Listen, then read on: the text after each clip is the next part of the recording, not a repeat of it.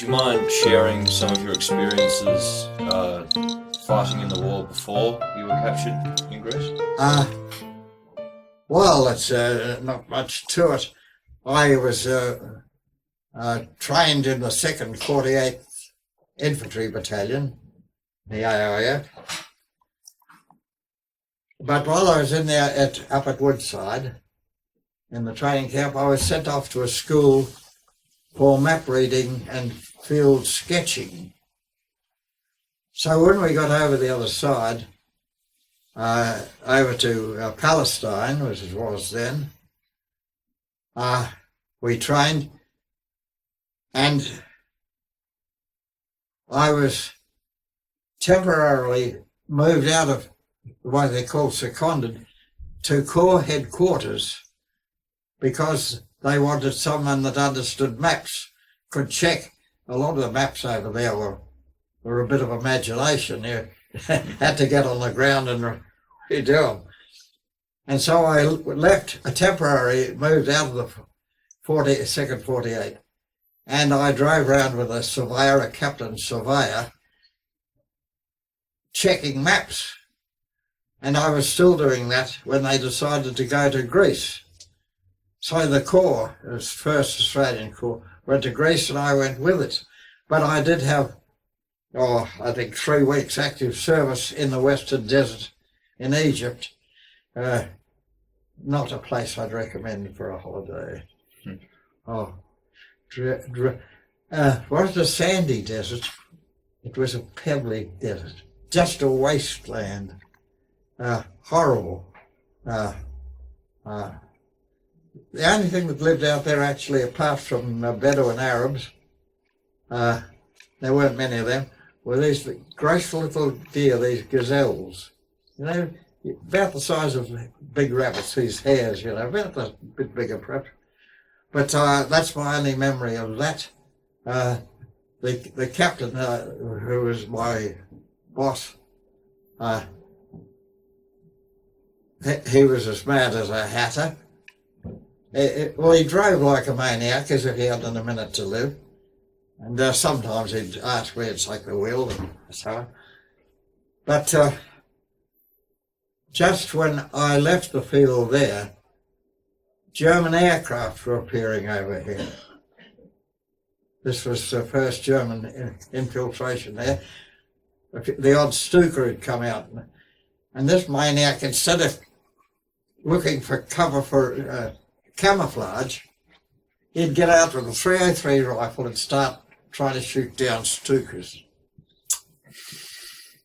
Anyway, we went over to Greece. Well, that's a sad, sad story. Of course, we should never have wasted good troops on such a...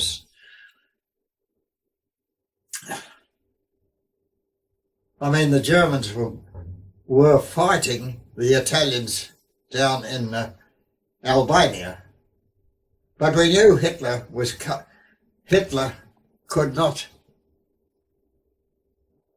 go into Russia until he had to have the whole of his line complete in German hands before he invaded Russia. And the only bit that he didn't have in his hands was Greece. Well, our intelligence told us that all these divisions were coming down. Where we had 1 brigade of tanks, he had 2 complete armoured divisions. He had Lord knows how many aircraft of all sorts in Bulgaria, and, well, of course, latterly Yugoslavia. Yugoslavia defied him, and of course Hitler came along and knocked him over like that. Not that the Yugoslavs weren't good fighters; they never had the equipment, and so we knew that the Germans were going to attack. And what did they do? Instead of the victorious 6th Division with a few other and English machine gunners, and so who did a good job in the desert, we took over 200,000 prisoners, Italians in Egypt. I mean, we just cleaned them out. Mark, I'm not having a go at the ITIs for not being good fighters. But they didn't want to be there. They said, even their officers, many of whom spoke English, they said, if Master Mussolini wants this heap of rubble and rocks, let him come and get it himself. We're not interested. They just weren't interested in fighting us. And, but we knew, well, we should have known, at least our, well, frankly, I think Churchill recognised it, but he also recognises that we'd be regarded in the world as pikers if we didn't do something to stop him in the last bit of Europe that he had to get. And so, one way and another, and Menzies, our Prime Minister at the time, was over there, and somehow or other he was conned into saying, yes, you could have our 6th Division over there. Well, it was just a case. The King's horses, the King's men, they marched up the hill and they ran back again. End of story.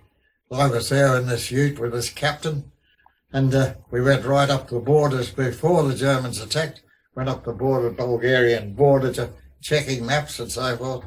Didn't matter a thing. The German force was just so overwhelming. It was, when you got to a place that you could defend to some extent, you'd stop and give them a few rounds, and then you'd get like hell for the next stage back. And I was too far up. I didn't get away. I reached one evacuation point when it was taking the last, that it was a destroyer. It would not, there wouldn't be any more ships coming back. And anyway, I missed out. I didn't get on. And so that was that. I spent about 6 days in a dinghy with a couple of other blokes rowing down the coast of Greece to see if we could get out. The Greeks often said, you won't do it. They've got speedboats out looking for you.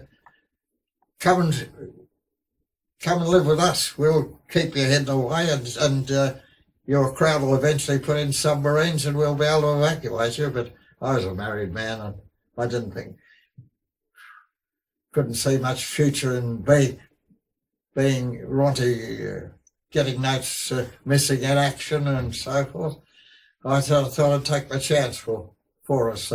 We got blisters on our hands rowing, and we reached the most southerly point in Greece that last night, and next morning we were woken up with unzup, and there are 2 very fair-haired, nice-looking gentlemen with a smicer each pointed at my navel. So that was the end of the war for me.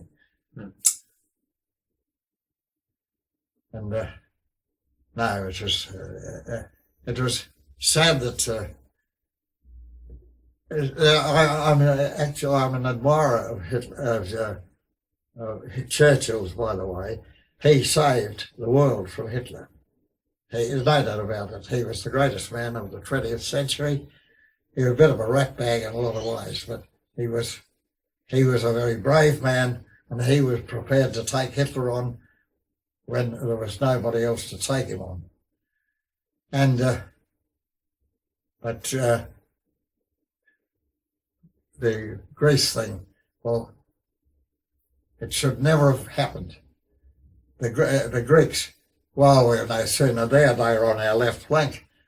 They didn't have any modern weapons or artillery, or they had certainly no air force, and the Germans just outflanked them on our left flank. And they were getting in behind us. So we were never a bet. So there we are. Okay. That was my war. Active service. Our camp was on the end of that stretch of railway that leaves the main station, and it was known as it was the customs sheds. Back, well, of course, I suppose, I don't know what now that the Slovenes use them as custom sheds again, but of course they weren't. With the German occupation, they weren't. There was no use for custom sheds, and that's where we were, up there at the. Yes, it was the official name was Zollschuppen. Zollschuppen, they're custom sheds. Zollschuppen in German. And we weren't in the sheds, they just had wooden shacks put up on right at the end of the rails. There was vacant space that wasn't covered. So they put up 5 or 6 of these timber boxes with tar paper roof, and that was where we were. But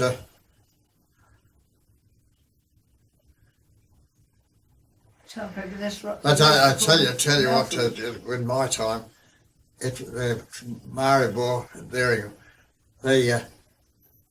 the Germans obviously the Slovenes were worried to the Germans. It was lousy with SS. I would say that there would be a complete battalion of SS in Maribor when I was there as a prisoner. They were all over the place.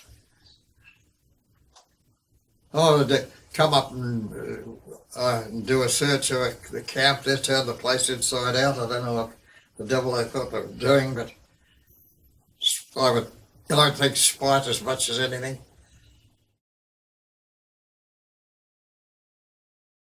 From what I understand, you tried to escape 2 times. Oh, that was way back when I first got in there within the first 12 months of being there. But that's stupid. It's stupid. It's the same people that go AWL. I mean, it's stupid. If you're going to escape means getting to where you want to go. And to do that, when you're in enemy territory, you've got to do your homework, you've got to plan, you've got to know where everything is. Well, I did that first twice. It was stupid. I wasn't going anywhere. I think the cops, the first one, picked me up about after I'd been at loose for about a day and a half, and then I got 2 days out because I didn't know where I was going. And so I said, right, I got warned if I did it again, I'd be sent to a punishment camp up in Poland. Well, I didn't think very much of that. So I said, I was convinced, I just knew in myself I was going to escape rather than be released. I was going to escape. So it had to be planned. I had to get a compass, didn't I? Well, I was pretty cosy with the commandant. He used to give him a few smokes here and there. Why, he was called away by one of his men. I ripped the drawer of his desk open. Beauty, there's his little nice little compass. Still got it in there, a matter of fact. The mean sod that I was walking home from, what's the name of that border town north of Maribor? What they call it now, just St. Egidi, when, right on the border, it is on the border railway. Oh dear, I mean, once upon a time I could reel, but anyway, walking from, I was in command of the shopping with a cart. I had 2 men with a cart going up there to draw our weekly rations. And they called in a Gostia on the way home. And not that they had beer, there wasn't beer at all. It was non-alcoholic and pretty horrible, but called there was some school kids out, and they'd left their books on the table in the pub and gone out in the backyard to play. So I went, yes, there was an atlas, I went with open, and out came the area. The Slovenia, part of Slovenia I was interested in, and Southern Austria. Beauty. I still got that here too. Bit mean, but they're must do when the devil drives, you see. Got to be mean. So I planned everything, but what I needed, I realised I had to get the help of someone who knew the country, had arms to get us out. So I said to the bloke that eventually met up with the Partisans, you see that little hut there that I showed you among the trees? That was where the railwayman lived. He was a signalman on those. He was away all day, but there was a young wife with two kids, little kids there. And the only drinkable water was the well at that house, about 200 metres up the hill. And this Les Laws, who was a crackerjack pianist, a concert pianist, and he didn't like the idea of mucking around with railway lines, a good way to bust his fingers up. So they had to have drinking water sometimes, so they gave him a couple of wooden pails that he trudged up and down that hill, drawing water from a well. And of course, naturally, he was a father himself, had a family, so he used to take some lollies from our Red Cross parcels, or chocolate, or soap for the lady with him. And of course, he soon became a very welcome bloke, doing more than the water, you see. So I asked him one day, I said, hey, look at the crowd up the hill, what are they? Are they German or Slavs? He said, well, they're Slavs. I said, are they now? Would you mind asking her if she knows anything about the Partisans?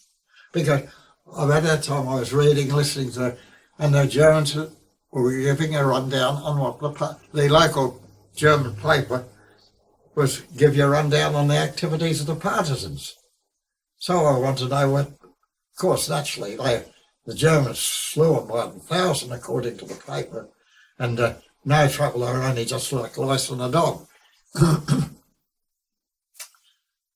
And anyway, she was very coy when he put it to her, and instead of continuing, she retreated inside. But about it so happened that there was a chap on the road coming down visiting the railway line. He was a collar and tie bloke, and he was always well dressed. And he'd come down, he'd talk to the gangers on the civilians on the railway line, and before he left, he'd always bought a few fags off one or other of the blokes. So he got the name of Flash Harry, or Harry the Bum. And he was around for about a fortnight, and then he disappeared. Then one day after my friend had put it to the lady, he appeared out of, well, Les was up there getting water, he appeared out of the shrubbery and said, hey, this in German, I understand you're interested in the Partisans. I can introduce you to 3 of them tomorrow. He was a bloody partisan spy. So that was how we got in touch with the Partisans. And that was all. Les and I were going to do it on our own, and we decided we'd have to take our 2 special buddies with us. There were 8 of us in the barrack. Well, it would be pretty mean to leave the other 4 behind us, so there it was. 8 of us. One of them couldn't make it, so 7 of us got away. This bloke was waiting for us and led us to this little village I mentioned. What was it, darling? The little village that you meant. Oh, no, I forgot. No. Some poor you anyway. That's where the bulk of the Partisans were. Yeah, that's right. And they had taken this village, you see, and locked up the cops in their own jail, and were generally painting the town red. And when we asked, I got in there to where the 2 officers were in the pub, and our bloke introduced us. They say they're Minutemen, and first thing they said, have a drink, and all right, glass of Riesling with it. So I put it on there. Do you think you could get 7 of us out? to our, I understand you have our officers down south. Oh yes, down south. Yes, we've got the English and American officers down. Could you get us through there? How many of you? 7. Have a drink. I said, do you really think you could? Oh, well, if you want that, yes, we'll do that. Have another drink. So the hospitality was so good that we stayed there having another drink until the band struck up in the local hall. And there was noise and the dancing. They were doing clog dancing, making a hell of a noise. So the pards said, well, we're going up there to have a dance. Come and have a dance with us. So we went up and have a dance. And I didn't have a timepiece at this, there 10 o'clock, and I just thought, geez, yes, our blokes will be getting locked up for the night, 10 o'clock. No way that they won't know, because we got in their way when it came to counting most of the time. But you couldn't miss the 10 o'clock count at night. They'd count. You had to stand by the end of your bed. They'd count you. And I thought they'll be getting counted, they'll be all hell to pay. There wasn't, so that's another story. There wasn't hell to pay because their sergeant commander was absent. He spent, not only spent the evening with his bird, he spent the night with her. So they didn't have anyone to report to, did they? I don't know where on the Russian front that poor sergeant fell, but I'll bet he didn't come out of Russia. Because headquarters down in Maribor knew that the men were missing before he did. So we had a lot of trouble. And anyway, I looked at watched 10. And by this time, the officers had disappeared. So I asked somebody where they were. Oh, they're back in the pub. So I said, but the way they're armed, of course, I suppose I had a bit of grog on board, a bit of Dutch courage or something. But I'd been these blokes, I'd led them for the best part of 3 years, or at least over 2 years. They had, although I had no means of implementing, of enforcing my orders or anything like that, the strong men of the camp, somebody tried to stand me up. Chap, he happens to be the boss round here. Do you get it? Bang. I had never had any trouble. Mind you, I was very polite. I was only a lance corporal, and not officially that, but I was actually a lance corporal. And I just got this fear. Hey, wait a minute, you're a leader. You're not supposed to walk away from your troops. It's like, they're good blokes. So down I went to the pub. I snatched the local civilian. Können Sie Deutsch, bitte? Oh yeah. Continent. We confronted up to these officers. The original interpreter disappeared like a good cloak and dagger man should. So I said to these, would you like another drink? Well, just a moment. I've got some business. You said you could get 7 of us away? That's right, is it? Yeah, yes, do it. You have another drink. I said, well, do you reckon you could do 70?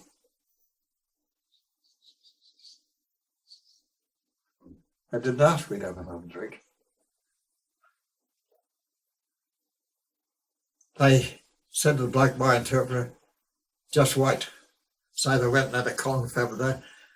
I would think one of their problems was I spoke pretty near perfect German. At that time I was speaking pretty nearly correct, but talky German, educated German. And the Germans had pulled this one on them often, dressed in British clothes, British uniform or Yank uniform, go out among the peasants and seeking help, tucker or one thing or another. Then he'd when he'd got enough info, he just disappeared back to headquarters, and of course, you know what had happened to the Partisans. So I think that was why they hesitated. Because they came back and said, yes, we could do it, but you'll have to come back with us. They had to have a bloody hostage, of course, you see. I couldn't be any help to them, but that was it. I said, you'll need more than one rest. Your front's a good 100 metres. I can control one end. So they said, all right, done. 6 o'clock in the morning, we'll start marching back. So that's what did. I got Les Laws. He blew his stack when I told him. And he was red-headed. He used to fly off the handle. And I said, calm down, man, calm down. If 7 of us could get out 30, anyway, it's done now. We're going to do it. And I want you to be in it because we'll be in a gong in it for somebody. Somebody's going to get a decoration out of it. And I'll make sure that you're regular it. And I was true as my word. I gave him a hell of a wrap-up when we got out. And so that's how it happened. We marched back, and the train came in there, arrived on 8 o'clock on the dot. The blokes got out, and the guards got out, and the civvies got out, and the train chuffed off. When it was disappeared down the track, the boss boy of the Partisans blew his whistle, and all hell was let loose. Yeah. As I remember, it's all in the book, but the book's not truthful, because I was a bit excited. I say in the book, I said, come on chaps, come on, don't waste any time. In actual truth, I think I remember saying, up here, you bastards, at the bloody double, quick, snell, march, snell. And anyway, it was effective. I reckon, 1 minute, or it might have been 1.5. We were all back in the timber and going for our lives. And that was that. We were stuck up. There was some partisan intelligence broke out. We were confronted once, stuck up, and I lost 6 blokes. They were just recaptured. People always say, in this book here, I said I lost 6 men, and they assumed that they were killed. They were killed, they were recaptured. And, well, yeah, but wouldn't they be punished for joining the party? Not on your Nelly. They had a cast iron defence. But the German military had been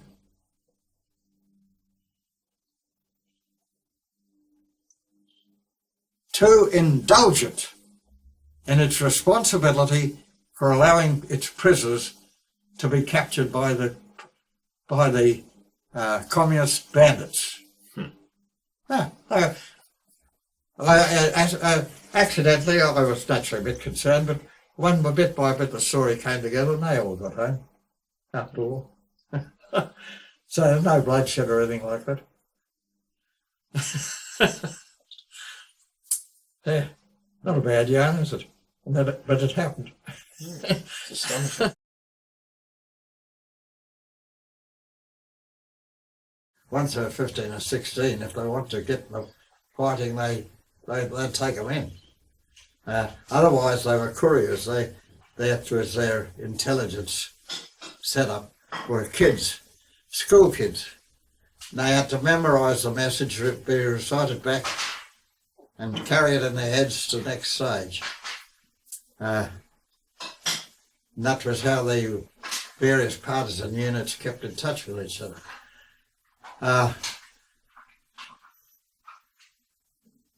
It must have been a horrible life to live. You had to have wonderful judgment. I mean, sometimes your group would be just 10 men, seldom more than 100, seldom more as many as 100 men. But you had to go in, hit hard, and get the hell out of it, because if you stayed, the Germans had far better armaments and they just slaughtered. Once a time, the Germans did get them. Ta-ta. There was no prisoners taken or anything like that. It was a pretty dodgy sort of a life to live. And of course, for food, you were just dependent on the peasants. If you want to know who's going to win the war, always find out whose side the peasants are on. They're the food. Our peasants, they grow tucker. I mean, we could be millionaire businessmen in town, but if our farmers don't produce tucker for us, we get very hungry. So, despite the fact that the Germans did them over, these peasants ripped the stuff off them, they still managed to hide enough so they could keep their army in the field. And that's, as I look back, it was quite remarkable how they were organised. And of course, that's what accounted for the savagery at the end of the war, when the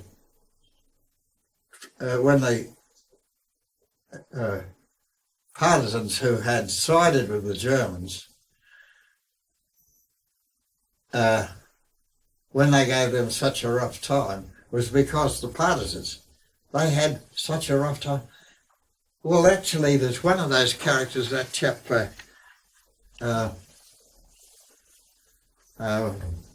I speak, he was our lead scout. Lovely bloke, handsome man. But when I last met him, tailored suit and that. He did not sleep under a roof for 2 years. He just lived in the woods. Just think how being wet through, and he went 2 years and was never under a roof. You know, it's no wonder that they were fairly bit bitter at the blokes they thought of as traitors. But it's quite a slice of my thinking in my life, of course, in my 10 days living as a partisan. I got us down to this little village. This is shocking. It's all in the book too. Ronty, what was the name of the village we marched to?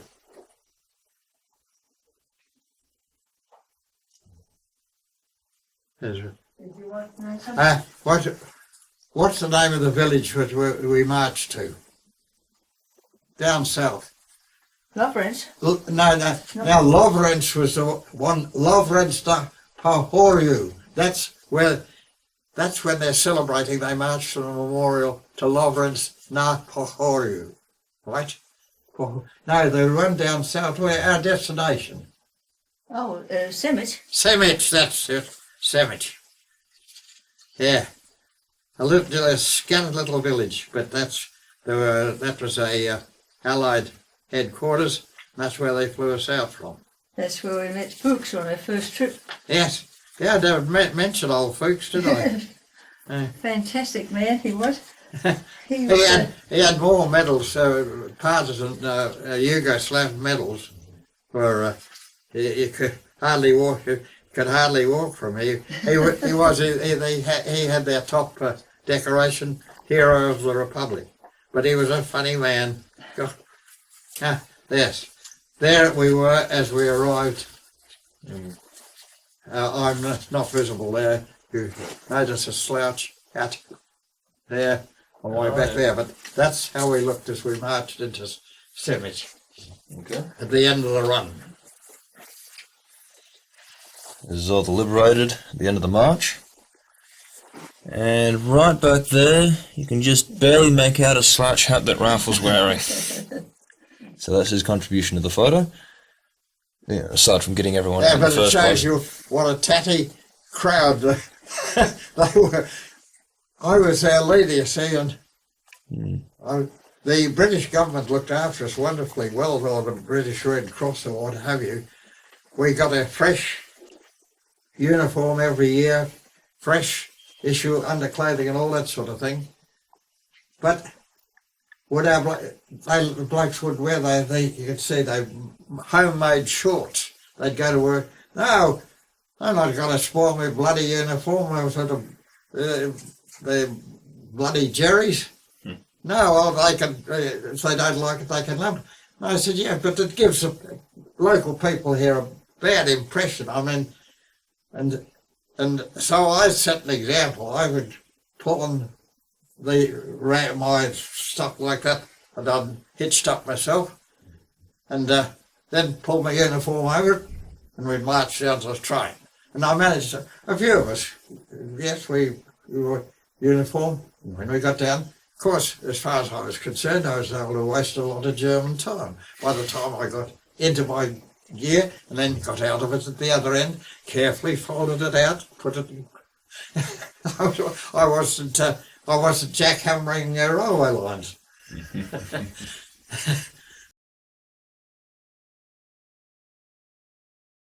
His name was Gruden. His actual Gruden, and his war name was Spike. Rather a funny one. Spike was a character, an Austrian character in World War One. He was always getting into trouble, but bearing up very nobly under the weight of his troubles.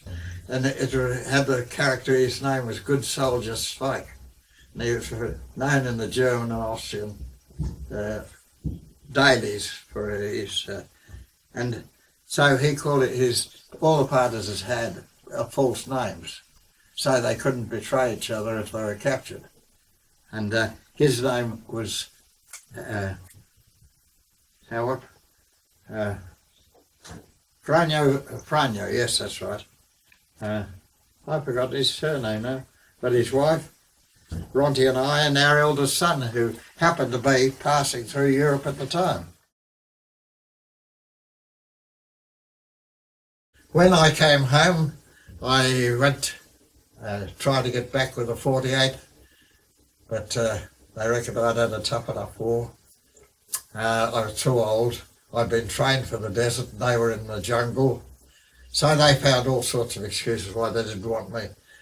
But I was determined to stick in there, so I finished up at a German, Italian, Japanese prisoner of war camp in the Goulburn Valley.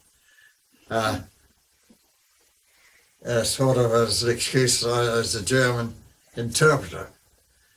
But the idiot, of course, the company I was in, the major was the CO. I could have gone there as an ordinary English-speaking soldier. If that had anybody, I'd never let on to the Germans that I could speak German.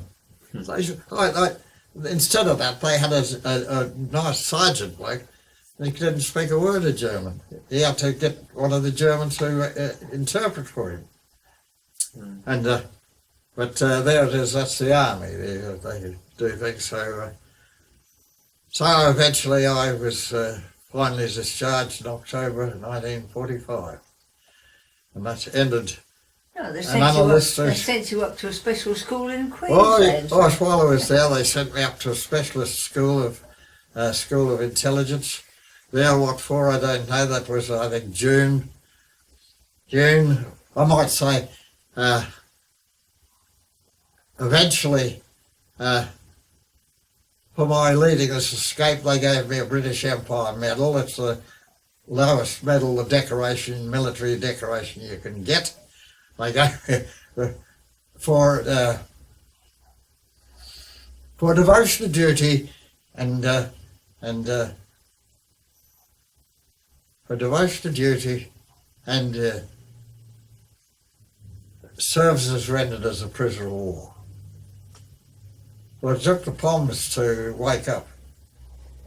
But I didn't know this till we made the film, and my English ally, he'd been given the Distinguished Conduct Medal, second only to the BC, of course, DCM.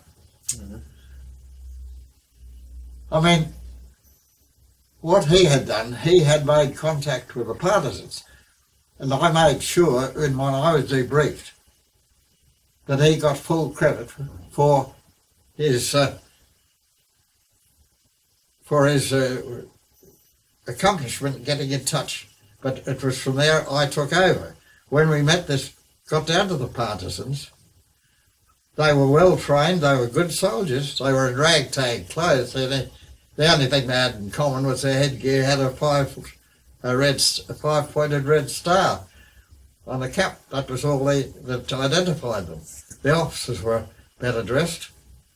And it was I that persuaded their captain to take part in this raid. So I'd lead them back, which I did. And so this mate of mine, this English bloke, Les Laws, he'd received his DCM for distinguished and conduct in the field. And he said, what was the citation in your medal? So I told him. He said, you're coming on to London? I said, yeah. He said, go down to Pall Mall, St James Palace, and have a look at the records there. So I went down there, and lo and behold, the Poms, the Australians gave me a British Empire medal. So nothing could alter that. But what they could do was alter the citation. And I am the only man alive that has holding a British Empire for gallant and distinguished conduct in the field. I got the citation, but not the medal. I've always been a champion of being different. So there you are.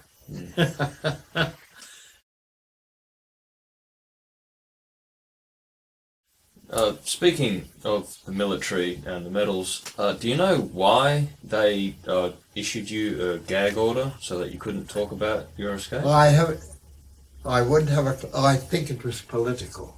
By that time, you see, all the officers were communists, and they were in cahoots with Russia, and already the curtain of the Cold War was coming down. So that's only a guess, but I can't think of any other reason, because I mean it was wide open to the world what was going on. That the Allies, particularly in Slovenia, the most northerly part of Yugoslavia, was being supplied by the Americans and Britain and English. I mean, it was quite plainly we were flying amazing. I mean, in my march out, I was there when one drop took place in the middle of the night. It's quite something. Anything of breakable and so forth came down in parachute, but things like clothing, that was free drop. So you had to make sure you were clear of the dropping area. You'd hear these things there going thump, thump, thump all over the place. Yeah. But that was, and of course, they were badly wounded partisans. And I might say their partisan ingenuity was just something. Give them a piece of software and a pair of pliers, and there's nothing they couldn't do with it. Improvisation was their business. They could improvise anything out of anything. And one was their hospitals, the way they hid their hospitals from the Germans. Amazing. At the last trip over there, this chappie, a great friend of mine, he took us to this Franja hospital. On the top of I suppose a small mountain, not a very high mountain, but it's ended with rocks on top, a rocky outcrop, and in this they hid a complete hospital, complete with X-ray, electricity. They could do that. By hand, somewhere or other, they managed to roll a dynamo up there, and an engine and so forth. Somehow they manhandled it up. Just fascinating what they could do. And they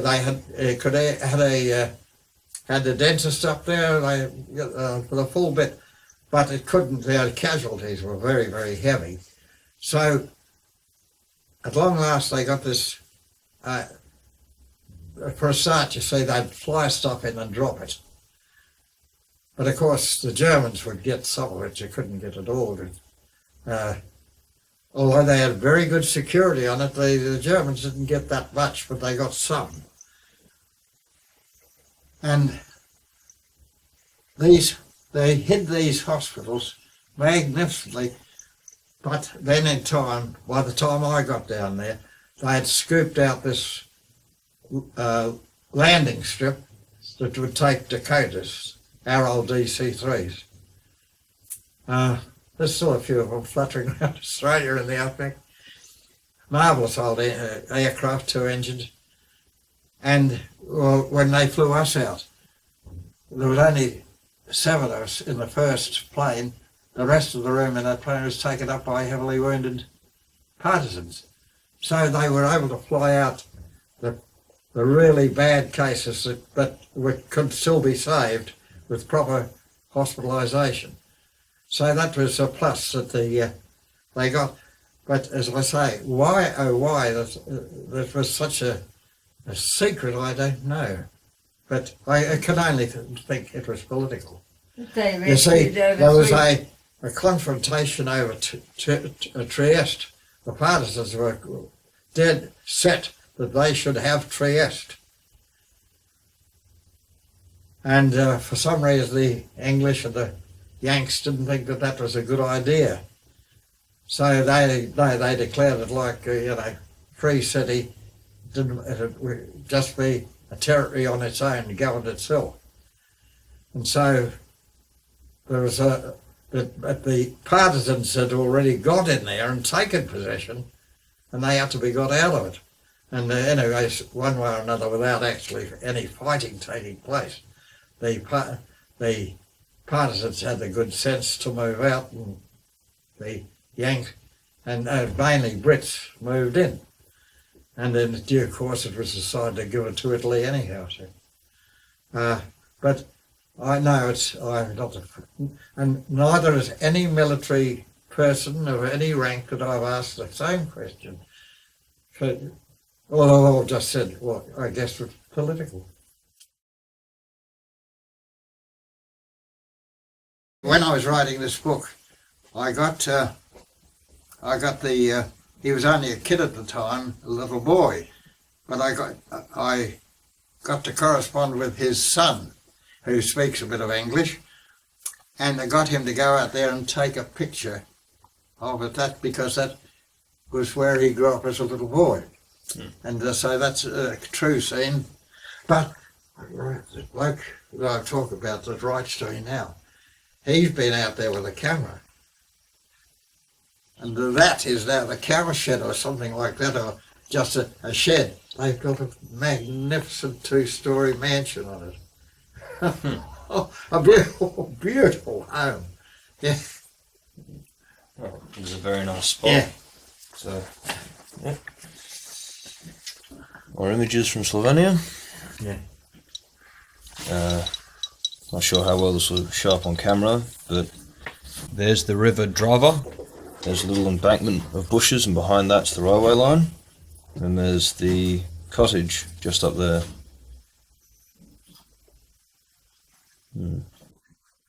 There is the crowd that put us across the Drava.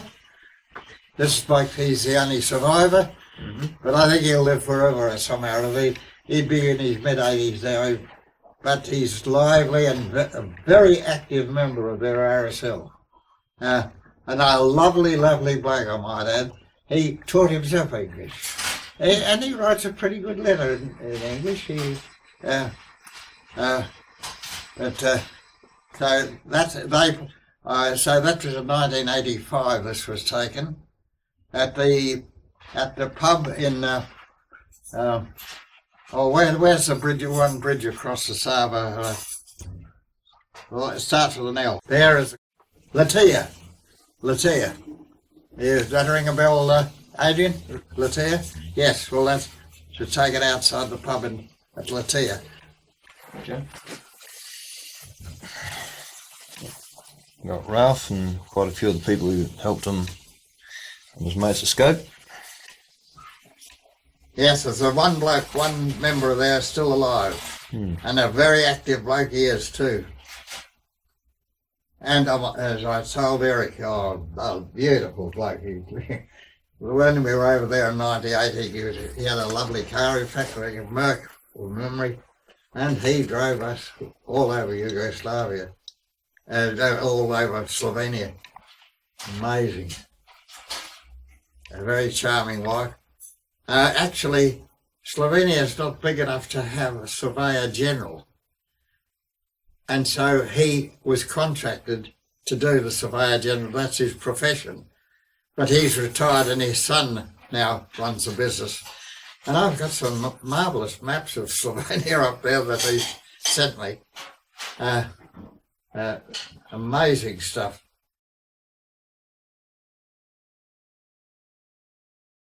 So, did you keep in contact with any of the people you helped liberate from the railway? Oddly enough, no. They sort of, we got down to, we were flying out to Italy, and then we got trucked down to the port down there in the instep of Italy. Forgot the name of it now.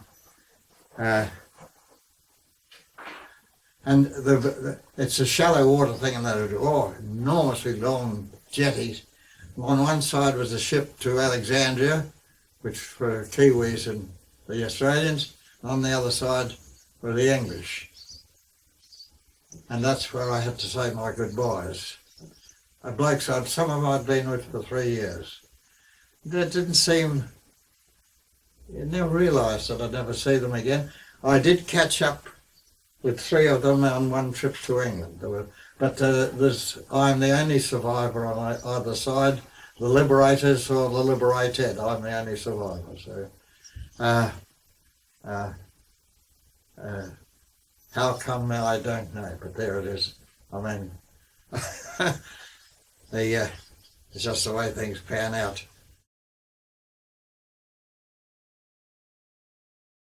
Then in 1985, I was approached by the television channel SBS. Would I be prepared to go back and help make a film of the escape? And I said, well, only if my wife comes with me. Oh yes, that's understood. So in 1985, we went back again and made this film with a Slovene journalist on one hand and a tea planter from New Guinea as the producers. Well, neither of them you had the faintest clue about how to make a decent movie. So although I've got a copy of it still, it's I don't yap about it because it gets the story all muddled up. And anyway, the actual raid on the railway line, where the Partisans came and raided, didn't get a shot in the film. I mean, that was what the film was about. They've just finished celebrating the 70th anniversary of the escape. And they have a big deal for that. They go back to the railway line at the spot where the raid took place. They've got a bloody great gibber there, embossed, describing what took place there. And at the drop of a hat, any big thing in Maribor, they've got to march out to this memorial that's 16 miles out of town and have this celebration. And I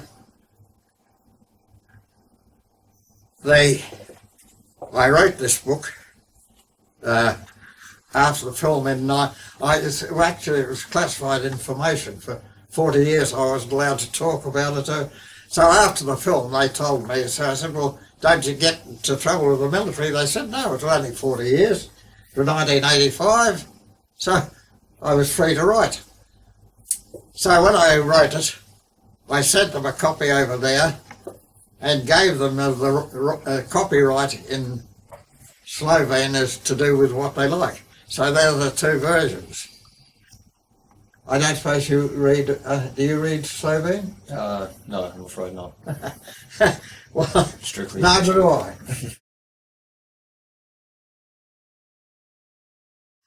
But come along 91, so Slovenia dropped out of Yugoslavia, became, for the first time in its history, a sovereign nation. The Slovenes became a sovereign nation. 91. Amazing. With all their culture, they had never governed themselves. And certainly being in Yugoslavia was a long way from governing themselves. I mean, all Yugoslavia was little Serbia. I mean, really.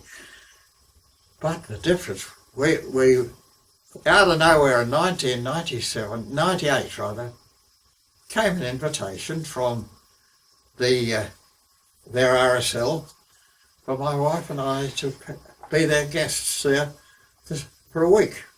Would we be in it? Well, what had happened, they had a gathering of all the Allied, what do you call them? Not ambassadors, American, English and Russian troops that had been there. Oh, what the hell. That's one of the worst things of getting old. You forget words. Invited all these blokes. But of course my mates over there said, hey, we'd better have a delegate from Australia, hadn't we? We've got a bloke called Churches, you know, he was big time. And so Ronnie and I were included. We were the guests of the president. And you know, he doesn't live in a presidential palace. They just have his entertainment centre, beautifully done up in Ljubljana, in beautiful grounds, and that is where you are received by the president and where you're entertained by the president. And so we had a marvellous 7 days. What would you say to like future generations, for example? Now, what would I like to say? Yeah. You don't really need drugs, and they'll send you broke and rot your health.